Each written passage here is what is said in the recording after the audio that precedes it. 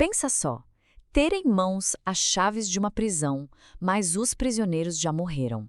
E se, aqui e agora, existisse um poder real, um poder de verdade, de mudar a situação de quem já partiu? A ideia de que para eles o tempo da misericórdia acabou, mas que nós ainda seguramos as chaves da libertação deles, é o centro de tudo que a gente vai ver agora. Essa pergunta parece coisa de filme, né?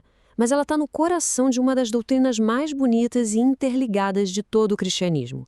É uma pergunta sobre poder, sobre responsabilidade e sobre um amor que simplesmente se recusa a ser barrado pela morte.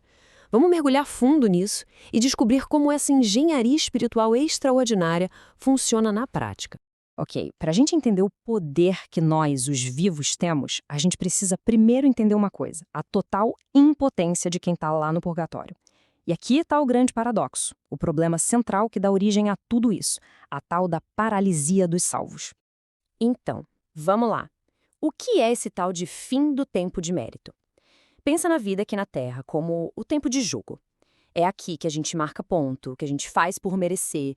Cada escolha, cada ato de caridade, cada sacrifício, tudo conta. Só que aí vem o último suspiro. E o apito final soa. O cronômetro para. Para a alma que morre amiga de Deus, a salvação está garantida, claro. Mas a capacidade dela de agir em causa própria acabou. A vontade dela está travada para sempre em amar a Deus. Mas ela não pode mais fazer nada para pagar a dívida que ficou.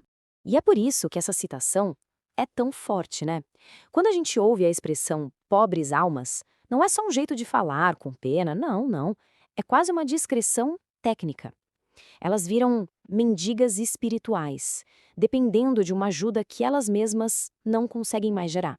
A tal da moeda espiritual para pagar a conta com a justiça, essa moeda só é cunhada aqui na nossa oficina, na vida terrena. A dependência delas é total. Então, para deixar bem claro, o ponto é o seguinte: a gente está falando de gente que já está salva. O céu é o destino garantido, não tem discussão. O problema é que elas entraram numa espécie de paralisia de autossalvação. Imagina um carro que já tem o GPS travado no destino final, mas o acelerador quebrou. Elas não conseguem mais acelerar a viagem. A salvação está ali, na certa, mas o sofrimento e o tempo que ele vai durar, bom, isso saiu completamente do controle delas. Bom, se o problema é tão grande assim, a solução tem que ser na mesma altura, né? E é aqui que a coisa fica fascinante. A gente vai entrar agora na engenharia espiritual que torna tudo isso possível. A gente vai ver como essa estrutura funciona. E a solução tem um nome magnífico: Comunhão dos Santos. Olha, a Comunhão dos Santos não é tipo um fã-clube, sabe? Não é só um grupo de gente que acredita na mesma coisa. A teologia descreve isso como um ecossistema espiritual. Um organismo vivo que liga o céu, a terra e o purgatório, numa coisa só, num corpo único, com Cristo sendo a cabeça. Pensa numa rede Wi-Fi invisível, onde a caridade, os méritos, tudo isso flui entre os membros, que nem o sangue num corpo. E o mais incrível, a morte não corta essa conexão, ela só muda o nosso status dentro dessa rede. E essa arquitetura toda tem basicamente 3 andares. O primeiro, a igreja militante. Somos nós, a gente aqui na Terra, no meio da batalha espiritual. É aqui que o mérito pode ser conquistado e nós somos os únicos que podem agir. Depois vem a igreja padecente. São as almas que estão lá no purgatório se purificando. A função delas é pagar a conta, de forma passiva. Elas não podem mais gerar mérito, dependem totalmente da gente. E lá no topo, a igreja triunfante. Os santos, na glória. Eles já venceram a guerra. E o que eles fazem? Intercedem, rezam por nós e pelas almas que ainda padecem. Cada um com um papel que é fundamental. Beleza. Então nós, a igreja militante, podemos criar essa moeda espiritual para ajudar a galera da igreja padecente. Mas de onde vem o valor? Quer dizer, o que dá lastro para essa moeda? Qual é a fonte de todo esse poder? A resposta é uma coisa que a igreja chama de seu tesouro espiritual. Essa definição oficial do catecismo mata a charada. O tesouro da igreja não é um baú com ouro, claro. Pensa nele mais como um banco espiritual, só que com um saldo infinito, que nunca fica no vermelho. E o depósito principal, a fonte que nunca seca, são os méritos de Cristo. O sacrifício dele na cruz foi tão, mas tão valioso, que criou um fundo que simplesmente não acaba. Daria para redimir mundos e mais mundos, infinitamente. E o legal é que esse banco espiritual aceita outros depósitos. Deus, nesse sistema da graça, permite que outras coisas de valor entrem na conta. A gente tem os méritos superabundantes de Maria, por causa da participação toda especial dela na redenção, e aí vem os méritos dos santos. Pensa num santo que sofreu horrores ou fez muito mais do que precisava para se salvar. Esse troco, esse excedente de amor, ele não é desperdiçado. Ele vai direto para essa conta conjunta disponível para todo mundo do corpo místico. E quem é o gerente desse banco? A Igreja, com o tal poder das chaves, aquela autoridade que Cristo deu a Pedro e a quem viesse depois. Ela tem o poder de fazer saques desse tesouro e aplicar o valor onde for preciso. É como se fosse uma transferência de crédito espiritual mesmo, onde saldo positivo de um membro cobre o saldo negativo de outro. Ok, então a gente já entendeu a teoria, certo? O problema da paralisia, a arquitetura da comunhão dos santos e de onde vem o poder, que é o tesouro da igreja. Agora, vamos para o que interessa, a parte prática. Quais são as ferramentas, as armas que nós da igreja militante temos para fazer esse resgate? Como é que a gente vira um advogado de defesa nesse tribunal divino? Mas antes de listar as ferramentas, a gente precisa saber o que exatamente a gente está pagando. E esse conceito aqui é fundamental, a pena temporal. Funciona assim. Quando a gente peca e se confessa, a culpa vai embora. A ofensa a Deus está perdoada. Mas o pecado sempre causa uma bagunça, tanto no mundo quanto na nossa alma. Fica uma dívida com a justiça. É só lembrar do rei Davi.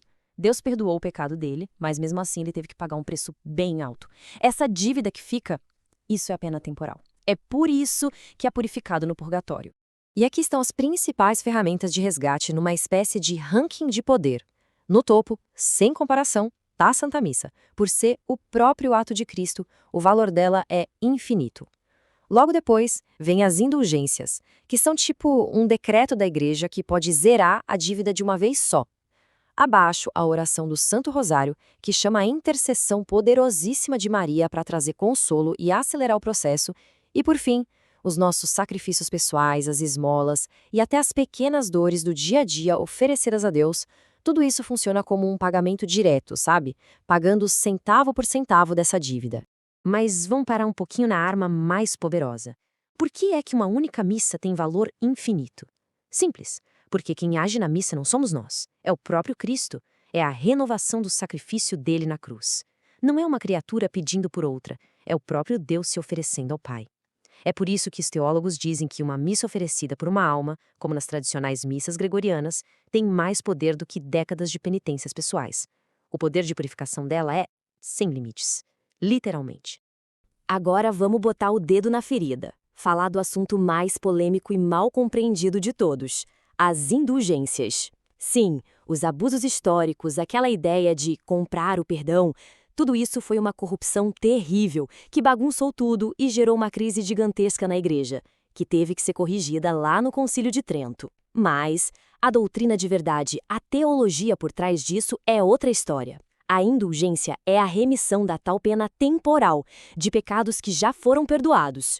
Ninguém compra perdão, mas cumprindo certas condições, confissão, comunhão, orações e um desejo sincero de largar o pecado, a igreja abre seu tesouro e quita a dívida da pessoa, seja ela viva ou falecida. E então, o que acontece quando uma dessas ferramentas funciona de verdade? O que acontece quando uma alma é finalmente livre, graças a um ato nosso? É aqui que o sistema todo mostra sua beleza, a sua lógica final. É o que a gente poderia chamar de um verdadeiro intercâmbio cósmico. E esse é o pulo do gato. A nossa caridade nunca é uma rua de mão única. A alma que a gente ajudou a sair do purgatório entra na presença de Deus, na glória, e lá ela não esquece quem estendeu a mão. Muito pelo contrário, ela vira a nossa advogada particular, a nossa intercessora mais poderosa.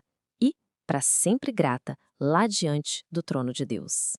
Essa citação fecha a conta com chave de ouro. Aquilo que começou como um ato de misericórdia, ajudando alguém que era pobre e não podia fazer nada por si, se transforma numa aliança espiritual que dura para sempre. A gente ganha, literalmente, um amigo no céu. Alguém que vai lutar pela gente pelo resto da nossa vida. É uma gratidão que ultrapassa a morte. É uma gratidão cósmica. No fim das contas, toda essa engenharia espiritual, essa economia da solidariedade, deixa a gente com uma pergunta no ar. Se o amor é de fato mais forte que a morte, se nós realmente temos nas mãos as chaves para aliviar o sofrimento e antecipar a alegria de alguém, qual é então a nossa responsabilidade com todos aqueles que vieram antes de nós e que hoje dependem da nossa lembrança e do nosso amor?